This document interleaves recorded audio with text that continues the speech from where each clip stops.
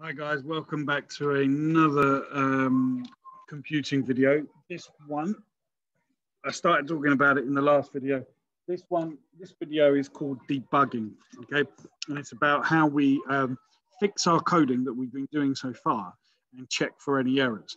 Now, don't get confused. You haven't got little bugs or creepy crawlies in your program, but in computing terms, the term used to check your work and to fix problems is called debug. Okay, so can you say that? Debug.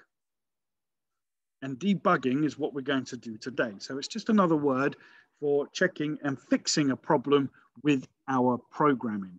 So I'm going to share the screen with you. And in the last video, we had done this, okay? So I had decided to make another question. However, there are some problems with this. So when we play the game, I'm going to click the correct answer, 8. Now, in a game, we don't like waiting for loading to happen. And here we're waiting for 8 seconds before the next question comes up. Okay, so that is a problem. So we're going to go to our code and change that. So here it is. Here, we're waiting for 8 seconds until we can move on to our next question. So let's make that shorter. Let's put 2 seconds in. And now let's see how that works. 4 plus 4 is 8. Excellent, that is correct. Good, that's a lot quicker, and that's something that we can work with. How many sides does a triangle have then? Now, here's a problem because I'm going to put in the incorrect answer.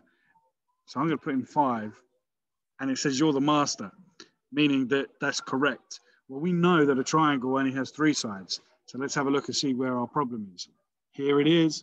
Okay, look, we've got one. It's basically saying if you put an answer that is between 1 and 50, you'll get the answer correct. So if we were to put in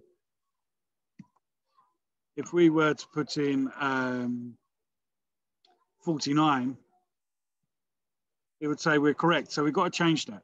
That is a problem. So we need to debug it. We need to take this one out. Okay, and instead we need to put the one with the equal sign in. Okay, so and we put it in there, and we need to put our answer, and then we change this to 3. Okay, now let's check to see if that works. 4 plus 4 is 8. Good, we waited for 2 seconds. We moved on to the next question relatively quickly. Now I'm going to put in the wrong answer first. Very good, well done. Now,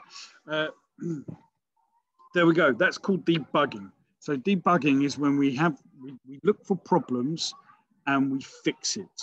That's called debugging. And when you do your programming and when you're doing your coding, you will, it's always good to, once you put in a sequence, to play it, to test it.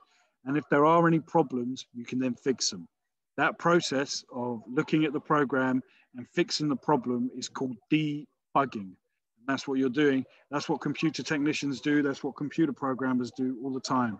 And that is what you are right now. You are a computer programmer, a computer technician, and you are debugging your program. Right, guys, I hope that clears up what the word debug means. And I hope that you're able to practice this at home so that when you come into your lessons at school, you can get straight into it and start editing your work, okay? And it's also good to help each other as well, because sometimes if you're at the computer and you can see your friend is struggling, maybe give them a little bit of a help as well. So it's good to be able to do this. All right, then, guys, see you in the next video.